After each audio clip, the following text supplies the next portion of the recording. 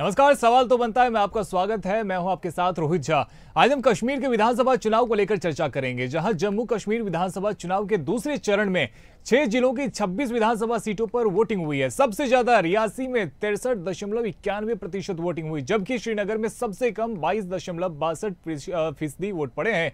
मुख्य चुनाव आयुक्त राजीव कुमार ने कहा कि जहां कभी वोटिंग के बहिष्कार का ऐलान होता था, आज वहां रिकॉर्ड मतदान हो रहा है। सेकेंड फेज की 26 सीटों में से 15 सीटें सेंट्रल कश्मीर और 11 सीटें जम्मू की है।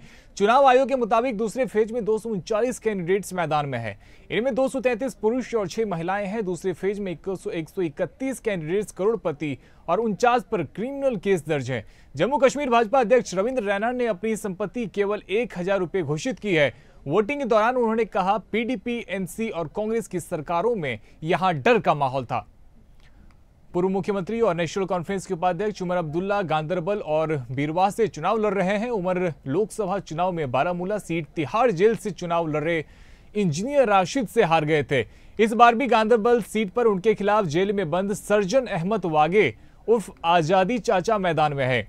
तो 18 सितंबर को पहले फेज में 7 जिलों की 24 विधानसभा सीटों के लिए वोटिंग हुई। इस दौरान 61.38% मतदान हुआ। हमारे साथ चर्चा के लिए गेस्ट भी आज जुड़ने वाले हैं, तो उनका हम रुख करेंगे, लेकिन आप देखिए किस प्रकार से सेकेंड फेज में आज जमकर मतदान हुआ है।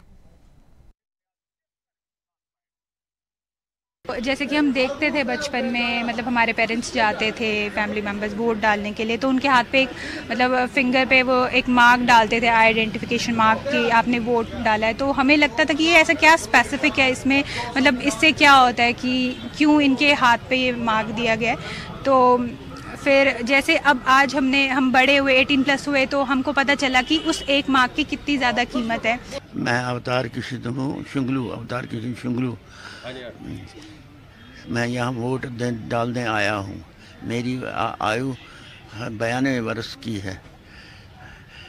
हम कश्मीरी सब चाहते हैं कश्मीर में जाना, वहाँ बस अगर अच्छी गवर्नमेंट आई जो हमारा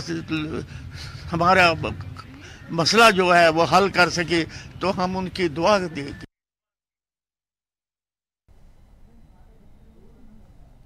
तो देखिए किस प्रकार से सेकेंड फेज में जमकर मतदान हुआ है और जो लोग हैं वो भारी संख्या में घर से बाहर निकले। हालांकि कुछ जगह ऐसी भी थी, कुछ सीटें ऐसी भी थी जहां पे वोटिंग परसेंटेज जो है वो काफी कम रहा। जैसे श्रीनगर में सबसे कम 22.62% वोट पड़े। मुख्य चुनाव आयुक्त राजीव कुमार ने तारीफ भी की और कहा कि जहां कभी वोटिंग के बहिष्कार का ऐलान होता था, आज वहां रिकॉर्ड मतदान हो रहा है। तो सेकेंड फेज की 26 सीटों में से 15 सीटें सेंट्रल कश्मीर और 11 सीटें जम्मू की है। चुनाव आयोग के मुताबिक दूसरे फेज में 239 कैंडिडेट्स मैदान में हैं। इनमें 233 पुरुष और 6 महिलाएं हैं। दूसरे फेज में 131 कैंडिडेट्स करोड़पति और 49 पर क्रिमिनल केस दर्ज है।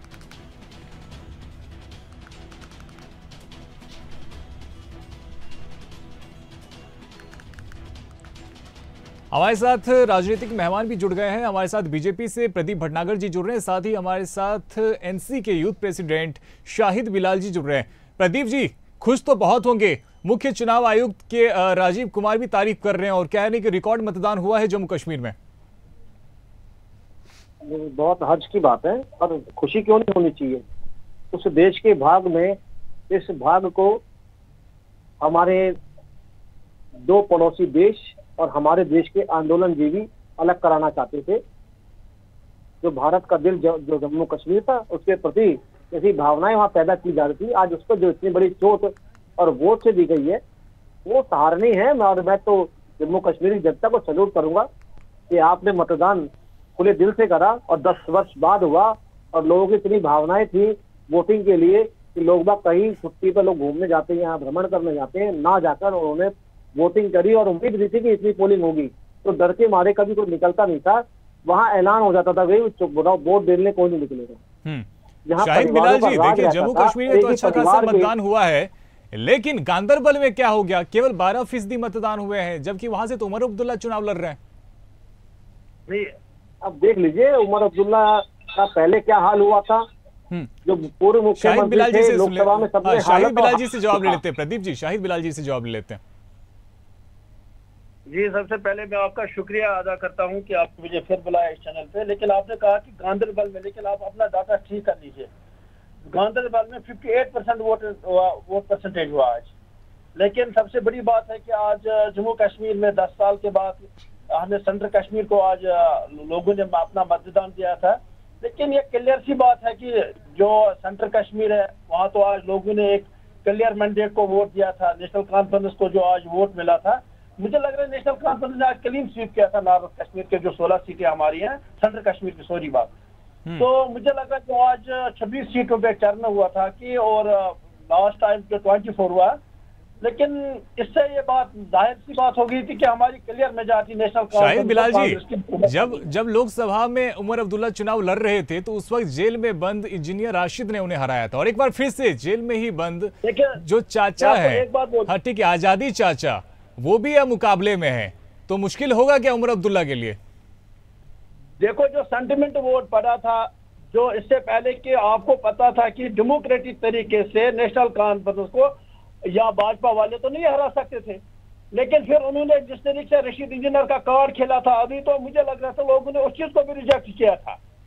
लेकिन आपने कहा कि जेल का बदला वोट से, लेकिन लोगों ने इस चीज को जो आजकल जो वोट होता है वो कॉमन कैंडिडेट को देखकर वोट पड़ता है। लेकिन आपको यहाँ जम्मू कश्मीर के लोगों को मालूम हो, जो 8 तारीख को रिजल्ट आएगा वो नेशनल कॉन्फ्रेंस में हक में होगा। जो नाकिस गवर्नमेंट होगी वो उमर अब्दुल्ला की, वो उमर साहब की गवर्नमेंट बनेगी। लेकिन आज लोग सोच रहे हैं कि हम क्यों जाया करेंगे इस वोट को, हुकूमत तो बननी चाहिए नेशनल कॉन्फ्रेंस की, वो तो बनेगी 8 तारीख को। लेकिन इस वक्त जो भाजपा ने जिस तरीके से अपनी चालें चलाई जम्मू कश्मीर के रीजन में, जम्मू में ये वहां सीधा मुकाबला और कांग्रेस और जवाब प्रदीप भटनागर जी से लेते। प्रदीप जी, मोदी जी कह रहे हैं कि 3 खानदानों ने जम्मू कश्मीर का हाल बेहाल कर रखा था, लेकिन 10 साल से तो लगभग आप ही वहां पे सब कुछ देख रहे हैं, तो विकास कर देते। आरोप है इनका कि विकास तो जम्मू कश्मीर में ना के बराबर हुआ है। मैं छोटे से एक बात कहना चाहूंगा। एक लिस्ट जो मुझे मिली, इसके माध्यम से जो कैंडिडेट लड़ रहे हैं, 150 कैंडिडेट करोड़पति हैं। किस प्रदेश के? जम्मू कश्मीर के। तो बताइए वो करोड़पति कैसे हैं? जो चुनाव लड़ रहे हैं, कुछ धनबल तो होगा ना उनमें, तभी तो चुनाव लड़ रहे हैं। तो आप बताइए कहाँ बेरोजगारी? जो खेती पे निर्भर प्रदेश हो, क्या करा उस पर? अगर जो आज दावे कर रहे हैं बनाने के, तो बताइए ना, मुख्यमंत्री बेचारे इतनी बुरी तरीके से निर्दलीय से कैसे हार गए? वो भी 2 लाख वोटों से ऊपर एक मुख्यमंत्री जीत पाया। और आज अगर आप मीडिया के माध्यम से विभिन्न चैनल जो दिखाते हैं या जो यूट्यूबर हैं दिखाते हैं, इस तरह आज जो पूर्व मुख्यमंत्री जितने भी रहे, उनके परिवार को किस तरह गाली बक के संबोधन दे रहे हैं जम्मू कश्मीर के निवासी, उन्हें दिख रहा कि हमारे बच्चों को पत्थर थमा दिए और अपने बच्चे बेटे बाहर विदेश पढ़ने के लिए भेज दिए। ये न्याय करा? शायद अगर जम्मू कश्मीर के पूर्व मुख्यमंत्री जितने भी हैं वो अगर वीडियो देख लेंगे तो अकल आ जाएगी। और रही चुनाव की बात, ऐसे तो पीडीपी भी कह रही है कि सरकार हम पूर्ण बहुमत से बना रहे हैं, ये भी दावा कर रहे हैं पूर्ण बहुमत से बना। तो भाई दोनों पहले तय तो कर लो। ये वही गैंग है जो जम्मू कश्मीर को सदैव अलग देखना चाहता है। शाहिद बिलाल जी, देखिए ये बात तो सही है कि पत्थरबाजी की जो घटना है वो कम हुई है, और इसी का जिक्र प्रधानमंत्री मोदी भी कह रहे थे कि पहले बच्चों के हाथ में पत्थर हुआ करता था, अब हमने बच्चों के हाथ में किताबें थमाई है, तो बदलाव तो हुआ है। शाहिद बिलाल जी, मेरी बात सुनिए, आपने उसको पहले बीजेपी वाले से सवाल किया था कि जम्मू कश्मीर में आपने कौन सा विकास, ये खाली मुद्दे को भटका रहा है। देखो उसने ये क्या, मुझे बताओ इसको। वो तो कह रहे हैं कि करोड़पति बना दिए गए, अब और क्या चाहिए? मुझे बताइए सबसे ज्यादा खेती किस चीज की जम्मू कश्मीर में? कितने लोगों को मंडेट दिया है? जम्मू कश्मीर में सबसे ज्यादा खेती किस चीज की होती है? रोजगार दिया है। भाजपा वाले यहाँ फेल हुए हैं, ये तो अपने नुमाइंदे भी यहाँ खड़े नहीं कर सके। यहाँ तो हमें मुकाबला कई जगह पे पीडीपी के साथ है, कई जगह पे हमें जो हमारा मुकाबला वो एआईपी के साथ है। इन लोगों का यहाँ पे नाम निशान है नहीं है। ये अपने नुमाइंदे खड़े कर नहीं पाए यहाँ जम्मू कश्मीर में, जम्मू में। तो फिर भी हार गए मुख्यमंत्री, पूर्व मुख्यमंत्री फिर भी हार गए। अरे नुमाइंदे नहीं खड़े फिर भी जम्मू कश्मीर में बहुत बुरी तरीके से पूर्व मुख्यमंत्री हार गए। बेचारे बन के रह गए बेचारे जनता के बीच में। मुझे भैया बता दें पूर्व मुख्यमंत्रियों ने कौन सी फैक्ट्री लगाई, कितनी इंडस्ट्री लगा दी जो बंद हो गई? के साथ इनका क्या संबंध है? मुझे बताए रशीद इंजीनियर के साथ इनका क्या संबंध है? जम्मू कश्मीर में तो खुद इलेक्शन नहीं लड़ रहे। 2 लाख करोड़ की प्रॉपर्टी छुड़वाई है नेताओं से, इन भ्रष्टाचारी जम्मू कश्मीर के नेताओं से 2 लाख करोड़ की जमीन छुड़वाई है, property, mall, multiplex, 5 star hotel बना रखे थे सरकारी जमीन कब्जा के। इन्होंने समझ लिया था जम्मू कश्मीर को अपने अब्बा की जगह कि ये तो हमारे अब्बा का राज्य है, जो मनाएगा वो करेंगे। यहाँ के दिलवेगी के साथ आपने क्या हाल किया?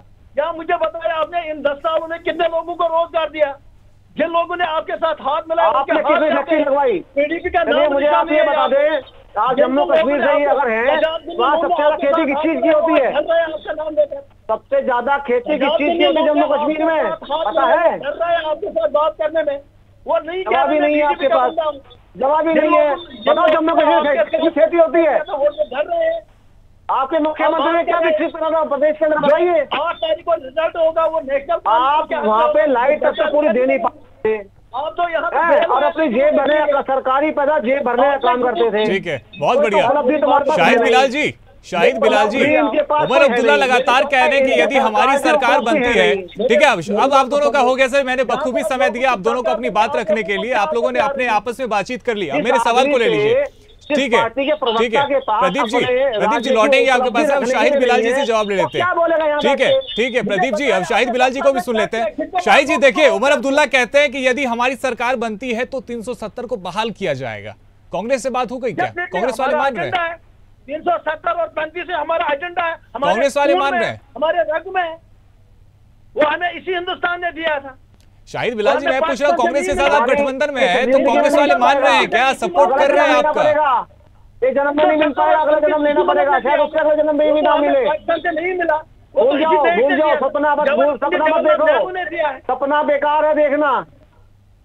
आतंकवादियों को साथ देने वाले हमेशा पाकिस्तान की बोली बोलेंगे, तुम्हारे नेता ही पाकिस्तान की बोली बोलते, तुम भी बोलते हो। पाकिस्तान है आपके मुद्दे में, तुम्हें पाकिस्तान से प्यार है और तुम्हारे नेताओं को पाकिस्तान से प्यार है। आपको पाकिस्तान नजर आ रहा है, कहते रहा हूँ, खाते भारत का हो, गाते पाकिस्तान की हो। हम कर रहे हैं आप लोग, आपके नेता हो या आप लोग हो, आप पाकिस्तान की गाते हो, खाते भारत की हो। ये आपका धर्म है देश के प्रति। देश के अगर सबसे बड़े गद्दार हो तो आप लोग हो। हर बीजेपी के लफ्ज में दूसरे, और ये आपका वंशी कभी भी कामयाब नहीं हो पाएगी जिंदगी में। 10 जन्म ले लेना, धारा 370 नहीं आने वाली, किसी कीमत पे भी नहीं आने वाली, भूल जाओ। समझा रहा हूं मैं, सपने मत देखो, झूठे सपने देखो ना, दिखाओ। जम्मू कश्मीर में कितने लाख लोगों को रोजगार दिया, कितने लाख लोगों को रोजगार दिया आपने? जहाँ जो रोजगार दिया वो नेशनल कॉन्फ्रेंस की हुकूमत ने दिया। आप मुझे बता, आपने यहाँ दरबार मुंह बंद किया है जम्मू वालों के लिए, उन बेचारों का जीना हराम कर लिया। आप बिजली, आपका बिजली फीस देख लीजिए। शाहिद बिलाल जी, आप 370 को बहाल करने की बात कर रहे थे, पाकिस्तान से भी आपको समर्थन मिल रहा है, पाकिस्तान की, ठीक है, पाकिस्तान के रक्षा मंत्री भी यही बात कहते हैं। हर महीने में शाहिद जी अब जवाब तो ले लीजिए ना, अब आप जो स्क्रिप्ट लेके आते हैं उसी को पढ़ने मत लग जाइए। शाहिद जी सवाल को ले लीजिए सर, सवाल के जवाब कीजिए। देखिए सवाल के जवाब मिले तो ज्यादा अच्छा लगता है। प्रदीप जी आप भी सुन लीजिए सर, प्रदीप जी लौटेंगे आपके पास में सर, सवाल जवाब करते हैं ना एक तरफा। देखिए आप दोनों बोलेंगे कोई फायदा नहीं है, ठीक है। प्रदीप जी अब सुन लीजिए, प्रदीप जी सुन लीजिए, और शाहिद बिलाल जी अब देखिए, नहीं बिल्कुल नहीं, बिल्कुल अब ये नहीं होने दूंगा। आप दोनों को बिल्कुल मौका दिया गया था, आप दोनों ने अपनी बात रख दी। प्रदीप जी नहीं, आपने अपनी बात रख दी, शाहिद बिलाल जी आपने भी अपनी बात रख दी। अब मुद्दों पे बात करते हैं। शाहिद बिलाल जी देखिए, पाकिस्तान भी तो यही कहता है, पाकिस्तान के रक्षा मंत्री कहते हैं कि एनसी और कांग्रेस 370 को बहाल करने की बात करता है, वो हमारी बात कर रहे हैं, तो पाकिस्तान भी आपको सपोर्ट कर रहा है, तो पाकिस्तान की भाषा का बोल रहे हैं क्या आप लोग? मेरी बात सुनिए आप, 370 और 35 से हमें इसी मुल्क ने दिया है, पाकिस्तान से हमने नहीं लिया है, तो इसी मुल्क ने तो वापस भी लिया है। शेख साहब वो हिंदुस्तान के साथ उसने ऐलान किया है। शाहिद जी तो इसी मुल्क ने तो कानूनी तरीके से उसको वापस भी लिया है, और यदि वहां पे शांति व्यवस्था बहाल हुई है तो परेशानी क्या आ रही है आपको? अब तो चुनाव भी हो रहा है, अब तो प्रधानमंत्री मोदी ने भी कह दिया है कि वहां पे आपको स्टेटहुड भी बहुत जल्दी मिल जाएगा। मैं कारण बताता हूँ वजह क्यों चाहते हैं ये, मैं बताता हूँ। क्योंकि इनको पाकिस्तान का झंडा नहीं नजर आता वहाँ बेचारों को, इनको अब पाकिस्तान का झंडा नहीं लहरा जाता वहाँ पे, लाल चौक पे या रैलियों के अंदर अब झंडा जो पाकिस्तान का दिखता नहीं है।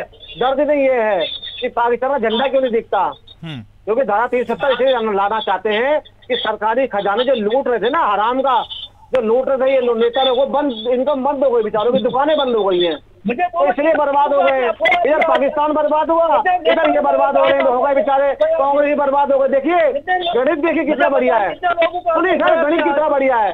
और इस तरह से पाकिस्तान बर्बाद हो रहा है, इसी प्रकार से ये कांग्रेस बर्बाद हो गई, PDP बर्बाद हो गई, नेशनल कॉन्फ्रेंस बर्बाद हो गया।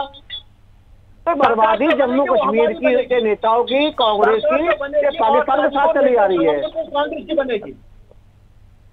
मैं उम्मीद कर रहा था सर कि सिर्फ मुद्दों पे बातचीत की जाएगी, लेकिन शायद से आप दोनों में लड़ने के अलावा और सिर्फ पाकिस्तान का जिक्र करने के अलावा और कुछ नहीं है। देखिए पाकिस्तान ने जिक्र किया था, उसके बात किया जाना बहुत जरूरी है, क्योंकि शाहिद बिलाल जी अपनी बात रख रहे हैं। शाहिद बिलाल जी देखिए, मैं लगातार आपसे यही पूछ रहा हूँ, 370 को हटाने की बात करते हैं, इंडियन नेशनल कांग्रेस से आपकी बात हुई क्या? हारने के डर से उस पार्टी का क्या होगा? प्रदीप जी इनको सुन लेते हैं थोड़ा सा। कांग्रेस से बात हुई सर आपकी, इंडियन नेशनल कांग्रेस से 370 को बहाल करने की बात करते हैं, आपके गठबंधन वाले तो ऐसा कुछ कह नहीं रहे। क्या सर? आपके गठबंधन के साथी हैं कांग्रेस वाले, वो तो कह नहीं रहे कि 370 को बहाल किया जाएगा। देखो मैं कांग्रेस के लीडरों से वो पूछा जाएगा, हमें सरकार बनानी है, हमने हमारा एक कॉमन मिनिमम प्रोग्राम होगा इसके बाद, लेकिन हर पार्टी का अपना अपना एजेंडा है। मैं अपनी पार्टी की बात कर रहा हूँ, हमने अपने मंशूर में रखा है कि 370 35 स्टेट होल्ड 1 लाख लोगों को जॉब, हमने फ्री बिजली यहाँ लोगों को देनी है, हमें अच्छे यहाँ पे एजुकेशन है वो लोगों को प्रोवाइड करना है हमें। तो हमने जो अपने मंशूर प्रदीप जी अपनी बात रखिए, लोगों को वे ऑफ करना है हमने। ठीक है शाहिद जी आप सुन लीजिए, आपके लिए कोई सवाल है प्रदीप जी के पास में? प्रदीप जी का सवाल सुन लीजिए, आप ही जवाब दीजिएगा। लोगों के पास जवाब नहीं है, उन्होंने अब 10 साल में क्या किया तो वो आप जानते हैं। लोग मेरे पास जवाब पूरा है 10 साल का, 10 साल का जवाब पूरा। मुझे तो ये बता दीजिए कि आपने विकसित, सुन लीजिए भाई साहब, सुन लीजिए, सुन लो भैया, सुन लो, आपने विकसित जम्मू कश्मीर के लिए आपने क्या योजना बनाई है, थोड़ा बता दीजिए आप। आपके मैनिफेस्टो में तो कुछ भी नहीं है सर। जो यहाँ पे रोजगार दिया था वो नेशनल कॉन्फ्रेंस से दिया था। आगे कैसे देंगे वही तो पूछे, रोड मैप क्या है, क्या कैसे विकास करेंगे? आपकी सरकार बन जाती है तो जम्मू कश्मीर में 370 बहाली करने के अलावा क्या कुछ आपके पास में मुद्दा है? कैसे विकास करेंगे? पूछ रहे हैं आपसे, ठीक है जवाब दीजिए। ये तो 10 बार भी नहीं करेंगे।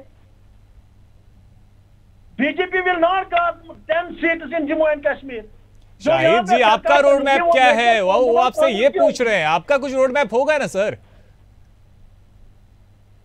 और इतने दिन आपकी सरकार थी, 3 पुश्तों ने वहां पे लगातार राज किया, क्यों नहीं विकास कर दिया आपने? उसके बावजूद यदि युवा रोजगार के लिए भटकते रहे तो इसकी जिम्मेदारी कौन उठाएगा? आप मेरे साथ चले और वो बाकी रियासतों को देख लीजिए। मैं आपको जम्मू कश्मीर का मॉडल दिखा दूंगा जो हमने किया था 2014 से पहले। मैं पूरी कश्मीर दिखा दूंगा और आप अपना रोड, आप अपना चार्ट लाइए और हम अपना चार्ट लाएंगे। हमने जम्मू कश्मीर में कितने लोगों को रोजगार दिया, हमने जम्मू कश्मीर में कितना लोगों को डेवलप किया है, हमने हर कॉन्स्टिट्यूंसी को किस तरीके से डेवलप किया है। और मैं अपनी बात करूं, अपनी कॉन्स्टिट्यूंसी की बात करूं, हंदवाड़ा की बात करूं, जो हमारे जो हमारे नेशनल कांग्रेस के लीडर उसको डेवलपमेंट किंग के नाम से लोग जानते हैं। प्रदीप जी जवाब दीजिए। देखिए ये लगातार आपसे सवाल कर रहे हैं और कह रहे हैं कि बीजेपी के राज में और विशेषकर 2014 के बाद से जम्मू कश्मीर विकास नहीं हुआ। मैं चाहूंगा कि एक बार आप इन्हें बताएं कि जम्मू कश्मीर में क्या कुछ बदलाव हुआ है और विकास हुआ है 2014 के बाद से। ठीक है शाहिद जी अब जवाब लेते हैं। प्रदीप भटनागर जी जल्दी से अपनी बात रखिए और बताइए कि 2014 के बाद से क्या कुछ विकास हुआ है जम्मू कश्मीर के भीतर। ठीक है शाहिद जी अब सुन लेते हैं प्रदीप भटनागर जी को। प्रदीप जी अपनी बात रखिए। बना पाया वो लोग, परेशान लोग चिल्लाते बार बार। ठीक है प्रदीप जी बताइए कि 2014 के बाद से क्या कुछ विकास किया है आपने, बताइए। मैं बता देता हूँ। आज जम्मू कश्मीर से इंटरनेशनल फ्लाइट उड़ती हैं। आज गल्फ कंट्री में जो शुरुआत में व्यापार जो 100 करोड़ का था आज 350 करोड़ रुपए का पहुंच गया है।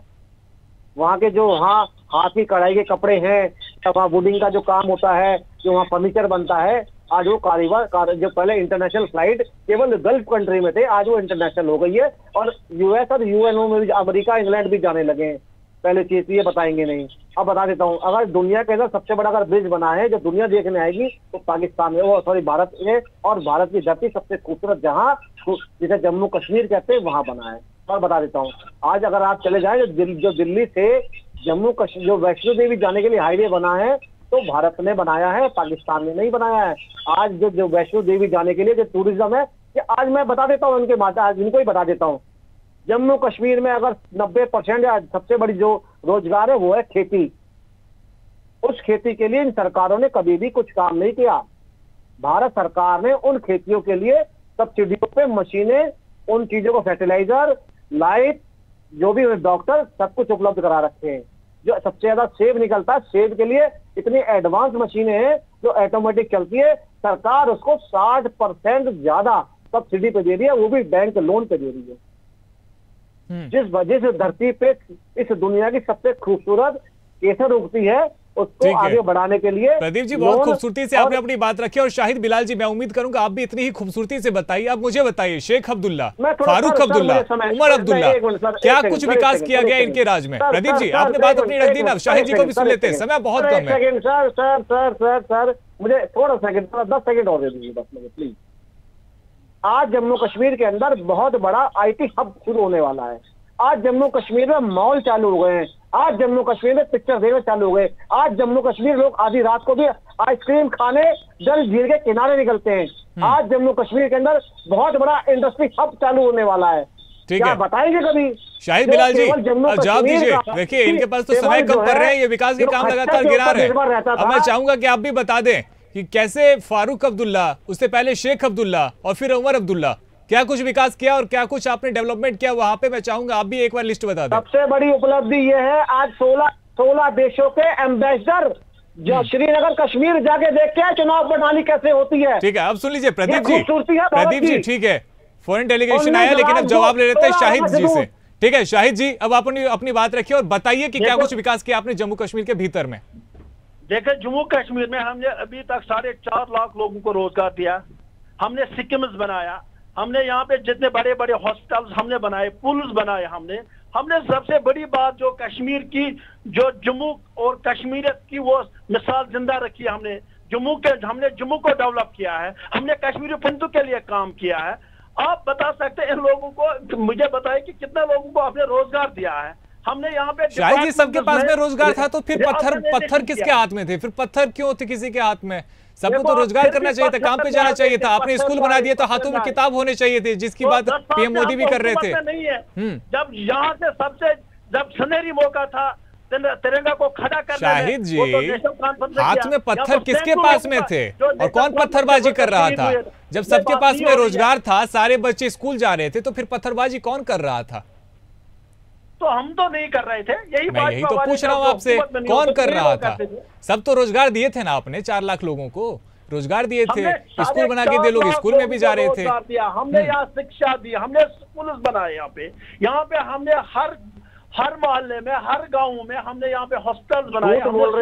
ठीक है प्रदीप जी, इसी सवाल का आप जवाब दीजिए। ये तो कह रहे हैं कि हमने खूब विकास किया, लोगों को रोजगार दिया, फिर जिसका जिक्र PM मोदी भी कर रहे थे, हाथों में फिर पत्थर किसने थमाए थे? आप सबसे पहले तो ये पूछ लीजिए इनसे सबसे पहले, सब सुन लो भाई, सब सुन लो। सबसे पहले तो इनसे ये सवाल पूछते हैं कि साल में कितने दिन स्कूल खुलते थे? पहले सरकार ये बता दें, सरकार में रहे ये जम्मू कश्मीर के रहनुमा नुमाइंदे बन के यहाँ बैठे हैं। पहले तो ये बता दें, आतंकवाद में स्कूल खुलते कितने दिन थे और कितने बच्चे जाते थे? ये जो शिक्षा की बात कर रहे हैं, क्या एक श्रीनगर में केवल 2 मेडिकल कॉलेज में पूरा कश्मीर में डॉक्टर बनते थे? ये तो इनका हाल था। मैं सबसे बड़ी बात तो बता रहा हूँ कि इनके टाइम में कितने दिन स्कूल खुलते थे? महीने में 1 दिन, 3 महीने बंद। आज हजरत बल में आग लगा दी, वहां बम ब्लास्ट हो गया श्रीनगर में। आज पुंछ में ये हो गया। क्या जम्मू कश्मीर पुलिस सुरक्षा में नहीं है? लाल चौक पे हुड़दंग हो रहा है और आज लाल चौक पे मुहर्रम हो रहा है, आज लाल चौक पे गणेश पूजा हो रही है। वो क्यों हो रही है? इन्होंने क्यों नहीं कर ली? सुन लो भैया, सुन लो। आपसे बर्दाश्त, सुन लो, बर्दाश्त तुमसे नहीं होगी। सुनो, मैंने सुना ना तुम्हारी बात का जवाब दे रहा हूँ मैं। सुनना सीखो जरा, श्रीमान, सुनना सीखो। कश्मीर में अमन हो, हम चाहते हैं यहाँ पड़ोसियों के साथ अच्छे ताल्लुकात हो। हम चाहते हैं कौन से पड़ोसियों के साथ में? शाहिद बिलाल जी, कौन से पड़ोसियों के साथ में? उसके बदले में हमें यहाँ पठानकोट मिलता है। वो जो आए थे हमारे सैनिकों को पीछे से गोली मार के चले जाते हैं, उन पड़ोसियों के साथ में? जो हमेशा पीठ में छुरा भोगते हैं, उन पड़ोसियों के साथ में? किन पड़ोसियों की बात कर रहे हैं आप? किन पड़ोसियों की बात कर रहे हैं आप? लोगों के अकाउंट में 15 लाख, हम तो उनके जुमले वाली हुकूमत हमने देख लिए। हमने वो भी देखा था कि अगर, चलो मैं आपको बता देता हूँ, बताता हूँ 15 लाख की बात छेड़ी इन्होंने। बहुत अच्छा टॉपिक याद दिला दिया इन्होंने, बता देता क्या हूँ। बात कर रहे हैं? प्रदीप जी कोई मतलब नहीं है 15 लाख को याद दिलाने का। देखिए ये तो कह रहे हैं कि पड़ोसियों से अमन चैन चाहते हैं। प्रदीप जी गौर फरमाइए। देखिए ये कह रहे पड़ोसियों से अमन चैन चाहते हैं, तो कौन नहीं चाहता है, लेकिन अमन चैन को उजाड़ता कौन है, कौन हिंसा फैलाता है? तो नहीं आए 15, तो देखो हमारे अकाउंट में तो 15 लाख तो नहीं आए। मैं भी चेक कर रहा हूँ, हर रोज करता हूँ, तो आज न तो कल तो आएंगे 15 लाख, तो नहीं आए। वो बताइए ना, 15 लाख तो नहीं आए ना। ठीक है प्रदीप जी जवाब दीजिए, समय की कमी है। ठीक है प्रदीप जी आखिरी कमेंट। इनके जो नेता है उनके पास हजारों करोड़ जरूर पाकिस्तान से आए, जो पाकिस्तान का राग लाप रहे हैं ना, उनसे आया है। गोली के बदले गोली से बात होगी। अगर पाकिस्तान ने बम ब्लास्ट करा है तो ये देख के नहीं करा कि हिंदू मर रहा है मुसलमान कर रहा है। और जो 15 लाख की बात सुन लो यार, 15 लाख की बात करे सुन लो, शांत कराओ, एक में दे दीजिए। ठीक है शाहिद जी, देखिए समय की कमी है, 20 सेकंड प्रदीप जी अपनी बात रखिए, उसके बाद में शाहिद जी आपको भी समय मिलेगा। ठीक है प्रदीप जी अपनी बात रखिए, अंतिम कमेंट। चुप कराओ, ये पाकिस्तान के दोस्त को चुप कराओ, मैं कुछ बता दूं उन्हें। आज वहाँ पे किसानों को जो सहायता, आर्थिक सहायता और हमारे भारत के जितने राज्यों किसान है उनको मिलती है, आज जम्मू कश्मीर के किसानों को भी वो सहायता मिलती है। किसान बीमा मिलता है, किसानों की जो महीने का जो प्रधानमंत्री फंड देते हैं वो मिलता है उनको। ये क्या देंगे बेचारे? ठीक है शाहिद बिलाल जी आखिरी प्रतिक्रिया। देखिए जम्मू कश्मीर में चुनाव में 370 और पाकिस्तान, इसके अलावा क्या कुछ मुद्दा है आपके पास में? वही 400 पार वाले हुकूमत, तो अब तो डंडी गवर्नमेंट इन लोगों की बन गई है। क्या बात कर रहे हैं लोगों ने आपको? कैसे हार गए? जम्मू कश्मीर की जनता इतना प्यार करती है तुम्हारे नेताओं से, फिर बेचारे क्यों हार गए?